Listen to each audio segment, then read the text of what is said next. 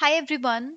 Even though most of you voted for the GK video than the educational loan video, basis the comments I received, I could relate very well that if you're coming from a not so financially sound background, one of your biggest worries is going to be that how do I repay the loan even if I take an educational loan to study at, let's say, IIM Ahmedabad. And when I got admitted, one of my biggest worries was that one, I don't know how the educational loan procedure works, and even if I get one, will I ever be able to repay it if I get like an average package or a not so good package? So I'm going to share so many insights in this video that I swear that if this video was available during my time, a lot of burden would have lifted off my shoulders and I would have better concentrated on the CAT preparation than worrying about the finances. So let's get started with this video. The first thing that you should know is that every bank has a certain list of B schools for which it offers a special class of loan. So, for example, SBI calls this as the Scholar Loan Scheme, under which it has 114 institutes to which it gives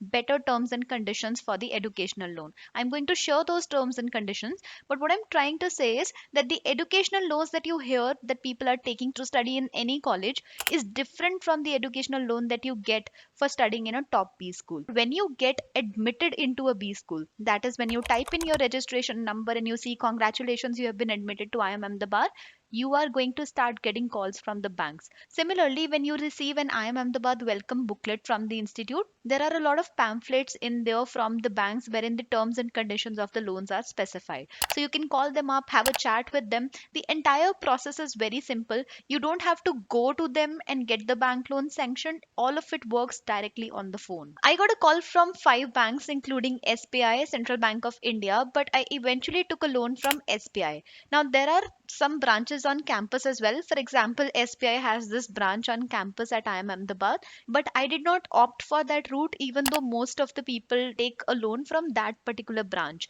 Whereas I took a loan from my home branch because my mother worked in SBI. Each step I'll explain how that differs if you take a loan from your home branch versus when you're taking a loan from the branch on campus. All right, now the fun part, which is the terms that the banks are going to offer you the loans for.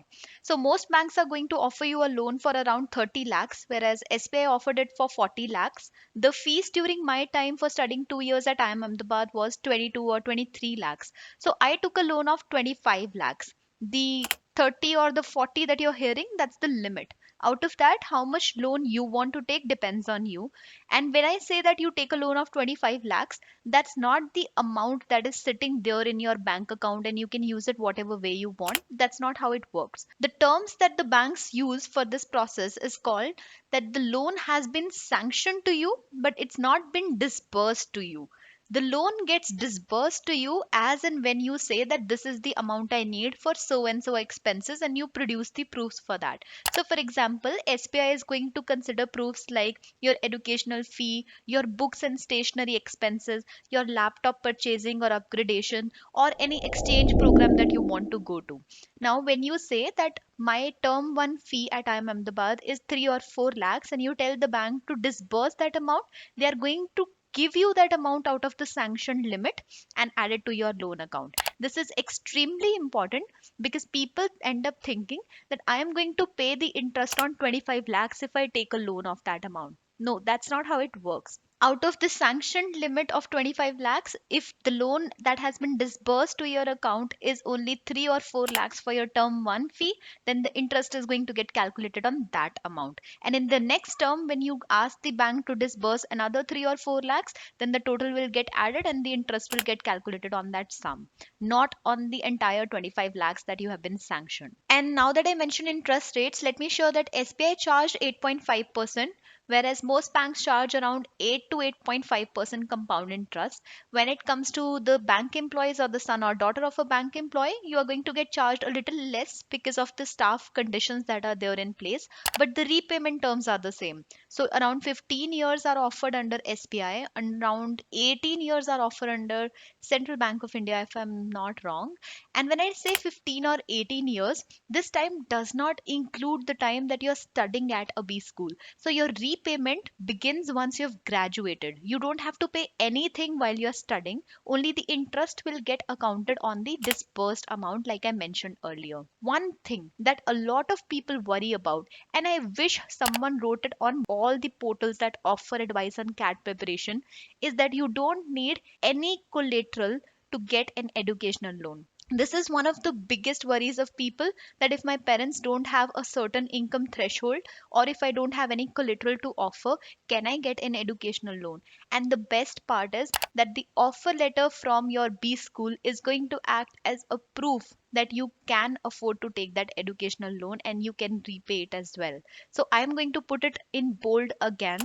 You don't need any collateral to get an educational loan for studying at the IIMs. So far, I've told you how the process of availing a loan works. Now, I'm going to tell you how to actually get it disbursed and paid to IIM Ahmedabad, and also how to repay that loan and how many years is it going to take. So, when it comes to disbursement, there are two things. Either you took a loan from the branch that is there on campus, let's say SBI, or you took a loan from your home branch, like I did. The process differs in both cases. It starts with an email from the institute wherein IIM Ahmedabad is going to say to all the PGP students that this is your fees for the next term and it's pending. Then, if you've taken the loan from your home branch, you simply need to forward that email to your home branch, and the email will act as a proof as well as a confirmation that you're asking them to make the payment to IIM Ahmedabad on your behalf. Similarly, if you've taken the loan from the branch that's there on campus, they are going to circulate a Google form and they're going to ask that if you have taken a loan from us, should we make the payment on your behalf for term 4? Which is also why people take a loan from the branch that's there on campus, because it's easier to manage the disbursement process. A couple of you asked that if you could pay the fee, should you do that or should you take education loan? I'm not the right person to ask that because I did not have a choice. Like, I could not afford the fee of the institute by myself, so I had to take the education loan. But I can share that couple of my batchmates did not take education loan, and then there were also people who could afford to pay the fee, but they chose not to because of tax benefits. So that entirely really depends on you and how much liquid cash you have available. And now, coming to the fun part, how long does it take to repay the education loan and what is the EMI? When it comes to the banks, they offer you 15 years of time to repay the loan, but I haven't met anyone who availed that facility yet. Most people pay their loans within 5 to 8 years. And I was pretty surprised because basis the packages that people get at IIM Ahmedabad, you can actually pay your loan within 2 years or even 3 years or even a year if you want. That's entirely dependent on you. But the reason people don't do that is, one, there are a lot of commitments at the age of 23 or 24 or 25, and the second thing is the tax benefits. So the educational loan interest has tax benefits under 80E. You can read more about it, which range up to 8 years, which is why people try to avail the most of it and extend their loan to up to 8 years. When it comes to EMI, I have seen most people paying around 30,000, 40,000 per month out of their salaries, which go into the loan account. That's like an average I sort of figured when I asked people how much are you paying in your loans. In my batch, when I checked, most people are paying around 40,000 to 50,000 per month because our expenses are limited as compared to our previous batch because of working from home. So that's your answer. So it takes around 4 to 5 years on average, you can assume, because of the reasons I mentioned, and also around 30,000 to 50,000 depending on how much you want to pay as an EMI for you to pay off your entire loan. There is a question that I was asked in the comments, that does it impact your lifestyle? No, it doesn't. Initially, when the first payment goes, it obviously feels like something's going out of your pocket, but then you realize that you actually took it to study at an institute and it was totally worthwhile.